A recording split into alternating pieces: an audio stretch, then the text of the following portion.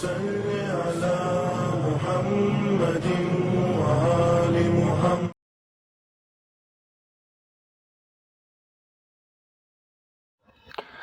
اعوذ باللہ من الشیطان الرجیم.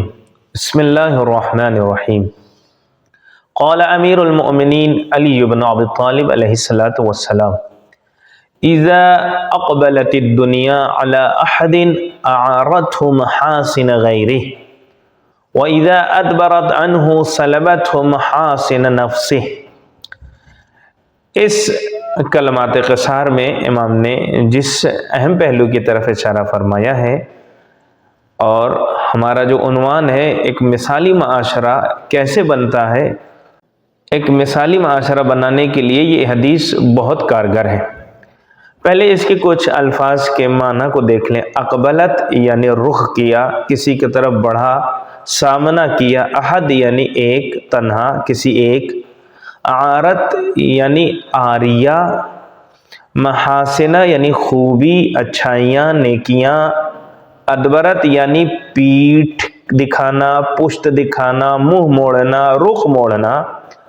سلبت یعنی چھین لینا، لے لینا. امام کی اس حدیث کا ترجمہ یہ ہوا کہ امام فرماتے ہیں جب دنیا کسی پر مہربان ہوتی ہے، جب دنیا کسی کی طرف رخ کرتی ہے تو دوسروں کی بھی اچھائیوں کو اپنے نام کر لیتی ہے، اور جب دنیا کسی سے منہ موڑتی ہے، رخ موڑتی ہے، تو پھر اس کے بعد اپنی خوبیاں بھی اس سے چھین لیتی ہیں. عجیب ایک معاشرے، ایک ماحول اور ایک سوسائٹی کے لیے امام کی حدیث بہت اہم ہے. اس کے اہم پیغامات بھی انسان کو سمجھنے چاہیے. اس کلام میں امام نے معاشرے کی ایک خاص صفت کی طرف اشارہ کیا ہے. آپ کے پاس کب لوگ آپ کی طرف زیادہ رغبت رکھتے ہیں، کن لوگوں کو زیادہ سے زیادہ پوچھا جاتا ہے، کن لوگوں کی آہ بھگت ہوتی ہے، کن لوگوں کو تنہا چھوڑ دیا جاتا ہے. اگر دیکھا جائے تو دنیا کا معیار یہ ہے جس کی طرف سب کچھ ہے اسی کی طرف چلے جاؤ. جس کے پاس مال و دولت، قدرت، شہرت، بس اسی کے پیچھے لگ جاؤ. اور اگر کسی کے پاس شہرت نہیں ہے، مال و دولت نہیں ہے، عزت نہیں ہے، تو پھر اس کے بعد وہ اس کی طرف رخ بھی نہیں کرتے. اس کا مطلب کیا ہے؟ اس کا مطلب ہم لوگ اپنے معاشرے میں دیکھتے ہیں، جانتے بھی ہیں کہ اگر ہمارے خاندان میں جس سے ہماری دشمنی بھی ہوتی ہے، ہمارے آپسی رشتہ داریاں خراب بھی ہوئی ہوں، اگر اس خاندان سے کوئی ایک بچہ ایک نام کر جائے تو فوراً ہم پوری دشمنی کو بھول بھال کے اپنے سے نسبت دینے لگتے ہیں. ہاں یہ میرا بھتیجا ہے، ہاں یہ میرا بھانجا ہے، اب میرے خاندان کا ہے. کیوں؟ اس لیے کہ اس نے علم کے ذریعے، دولت کے ذریعے، شہرت کے ذریعے جو نام کمایا ہے، اس خوبی کو لوگ اپنی طرف لے رہے ہیں. جب دنیا رخ کرتی ہے تو اس دوسروں کی بھی پہچان کو اپنے حصے میں لے لیتی ہے.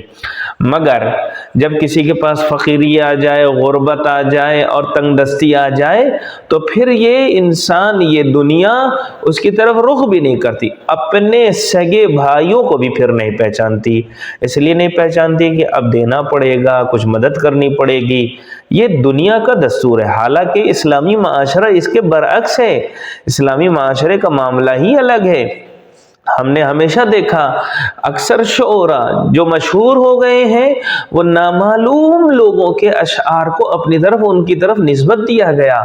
بہت سے لوگ ایسے ہیں جو اچھے ہو گئے مگر نامعلوم، جن کی کتاب لکھنے والوں کا نام نہیں معلوم، پتہ چلا وہ کتاب فلاں شخص کے نام سے مشہور ہو گئی. اس طرح کے ہر جگہ پہ کام آپ کو ملیں گے. ہارون رشید کے بارے میں ملتا ہے کہ جس وقت ہارون رشید کی جعفر ابن یحییٰ برمکی سے دوستی تھی تو قسم کھا کے کیا ہارون رشید نے کیا کہا؟ جعفر قیس ابن سعدہ سے زیادہ فصیح تر ہے، عامر ابن طفیل سے زیادہ شجاع ہے، عبد المجید ابن یحییٰ سے زیادہ خوشنویس، اور عمر ابن خطاب سے زیادہ سیاست مدار، اور مصعب ابن زبیر سے زیادہ خوبصورت، حجاج سے زیادہ مخلص، عبداللہ سے زیادہ سخی، اور حضرت یوسف سے زیادہ عفت دار اور پاک دامن ہے. جب हारून रशीद की दोस्ती किससे? जाफर इब्न यहया बरमकी से हुई। तो ऐसी तारीफ के पुल बांधे कि हर एक चीज में फलां से ज्यादा फसीह, फलां से ज्यादा खूबसूरत, फलां से ज्यादा मुखलिस। मगर ये तारीख बताती है कि जब हारून का उसके मामलात आपस में खराब हो गए तो उसके बाद हर उस चीज से इनकार कर दिया जो उसने कहा था और उसको दर्दनाक अज़ाब में मुब्तला कर दिया। ये दुनिया का दस्तूर है। और दुनिया में आप जानते भी हैं ऐसे बहुत से काम किए गए। मिसाल के तौर पर दाइश को लोगों ने अपने मकसद के तहत बनाया। जब तक उनका फायदा पहुंच रहा था दाइश के वो समर्थन में थे, और जिस दिन से उनको नुकसान होने लगा फौरन वो उसके मुखालिफ हो गए। इस तरह से दुनिया में हर तरफ एक तंजीमें बनाते हैं।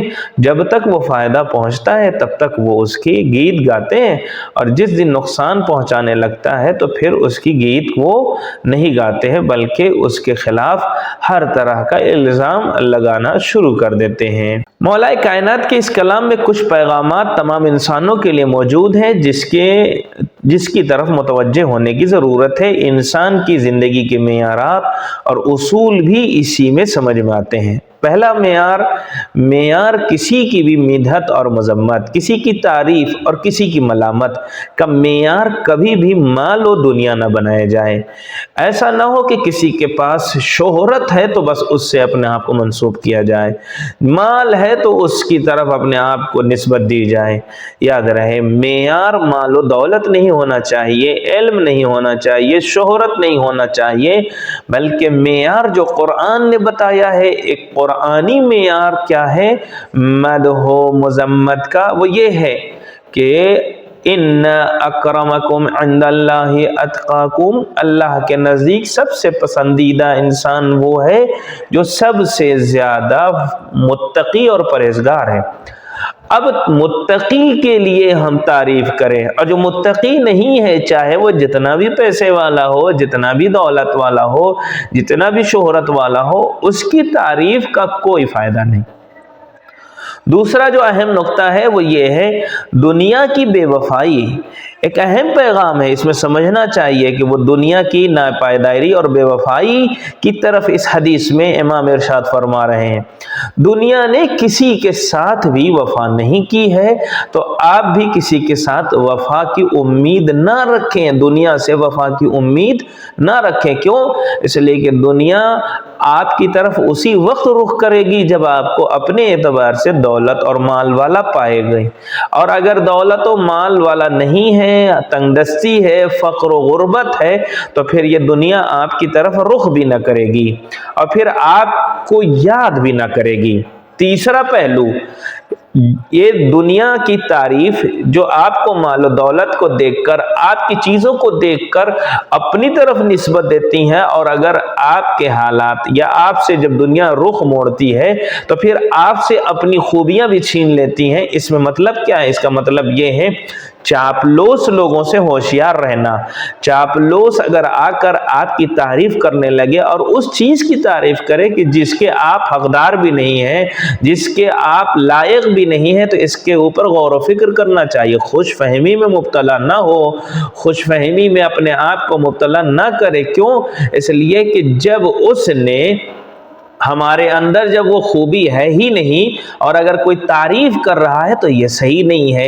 इंसान अपने ऊपर मुतवज्जे, इंसान को अपनी तरफ मुतवज्जे होना चाहिए कि जब उसके अंदर वो सिफात व खूबी और अच्छाइयाँ नहीं हैं तो फिर वो क्यों ज़बरदस्ती की तारीफ कर रहा है। इसका मतलब ये है कि वो कुछ आपसे लेना चाहता है, और दुनिया का मतलब ये है कि वो आपसे बस कमाना चाहता है, और जिस दिन वो आपसे बेरुखी इख्तियार करेगा तो फिर जो भी जुमले आपके हक में बोले हैं वो सब के खिलाफ वो कुछ न कुछ फिर काम करेगा। इसमें सबसे अहम यह है कि जो आखिरी पहलू है और जो अहम है वो ये है कि इंसान को अपनी जिम्मेदारी पे तवज्जो देना चाहिए। चाहे कोई तारीफ करे या ना करे, चाहे कोई उसकी मलामत करे या ना करे, चाहे उसकी कोई बेइज्जती करे या ना करे, अपने कामों पे उसको ध्यान देना चाहिए। क्यों? इसलिए कि दुनिया मतलब परस्त है, मतलब देखती है, دنیا مطلبی ہے، وہ مطلب دیکھ کر آپ کی طرف آتی ہے۔ اگر آپ کے پاس رہا تو تعریف کرے گی، نہ رہا تو آپ کی برائی کرے گی۔ اس میں ایک انسان کے لیے سب سے اہم یہ ہے کہ وہ اپنے کاموں کو نہ بھولے، اپنی ذمہ داریوں کو انجام دیتا رہے، اور اگر کوئی تعریف کرے یا نہ کرے، کوئی عزت دے نہ دے، کوئی مذمت کرے یا نہ کرے، اپنے کام اور ذمہ داری میں ذرہ برابر اسے فرق نہیں آنا چاہیے۔ جیسا کہ مولا کائنات نے اپنے بھائی عقیل سے فرمایا تھا، نہ میرے اطراف میں لوگوں کا ہجوم لگنا میری عزت افزائی کا باعث ہے، اور نہ ہی میرے اطراف سے لوگوں کو الگ ہو جانا، لوگوں کا الگ ہو جانا میری تنہائی کا باعث ہے۔ مطلب کیا ہے؟ مطلب یہ ہے کہ چاہے کچھ بھی ہو میں اپنی ذمہ داریوں کو نبھاؤں گا۔ مولا اس وقت بھی آب و تاب سے اپنی ذمہ داریوں کو انجام دے رہے تھے جب مدینے میں لوگ سلام بھی نہیں کرتے تھے، اور اس وقت بھی مولا اپنی ذمہ داریوں کو نبھا رہے تھے جس وقت سارے لوگ ایمان کی طرف دوڑے دوڑے آ رہے تھے، بیعت کر رہے تھے، اور حتیٰ خوف یہ تھا کہ حسنین اس بھیڑ کی وجہ سے کچل دیے نہ جائیں۔ اس کے باوجود بھی اپنی ذمہ داریوں پر عمل کیا امام نے۔